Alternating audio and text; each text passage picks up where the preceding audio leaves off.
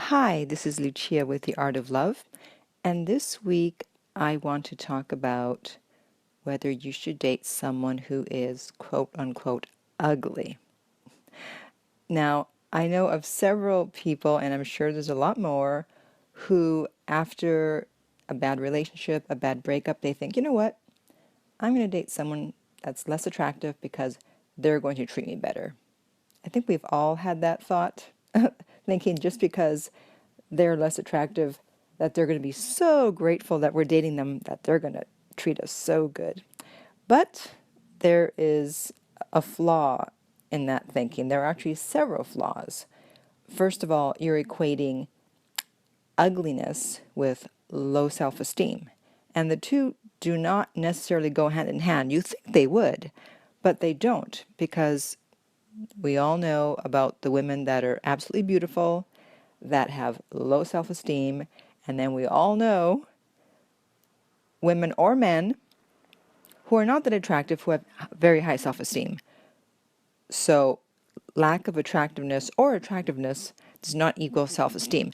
And by ugly, I mean someone that you wouldn't normally date, because everyone has their level of attractiveness that the people they date needs to fit into. So I'm talking about giving someone a chance that you wouldn't normally give a chance to, that you think, you know what, maybe they'll treat me better. So that's what I mean by ugly or less attractive, because obviously beauty is subjective, and what you may find very attractive, someone else may think, ew, and vice versa.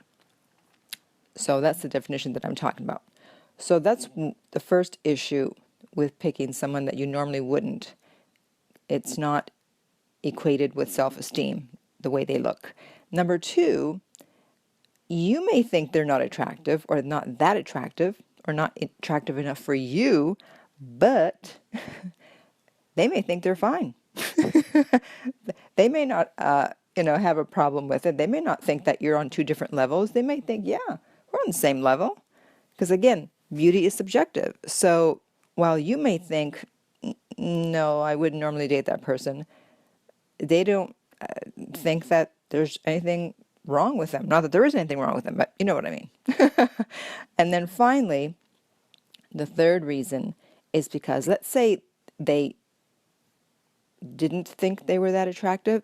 Now, because you come along and you pick them and you decide you want to date them, suddenly the way they feel about themselves is going to improve. Like, if one of the most attractive men in the world, okay, I'm not going to say Brad Pitt because he's taken.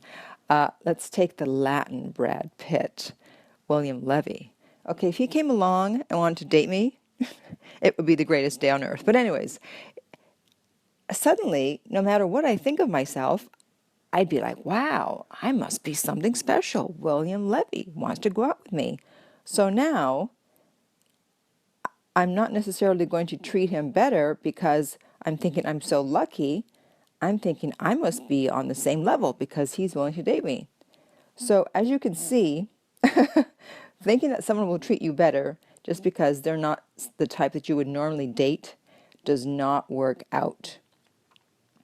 So you may as well go for the type that you want, because that's where you'll put the work in when you're with someone that you're really excited to be with, as opposed to, well, I'm just going to settle for now and see what happens. Because a successful relationship is not based on whether the other person is attractive or not attractive. It's based on chemistry, compatibility, communication, and commitment. And usually, when something goes wrong in a relationship, it's because one or more of those four things are missing. So if you strive for those four things, chemistry, compatibility, communication, and commitment, then it doesn't really matter what they look like. So if you have any questions or comments about this week's podcast, or if you are interested in finding out about private coaching, you can reach me at my website, theartoflove.net. If you're listening to this on iTunes, please be sure to leave a review and to rate it. And until next time, remember that love inspires, empowers, uplifts, and enlightens.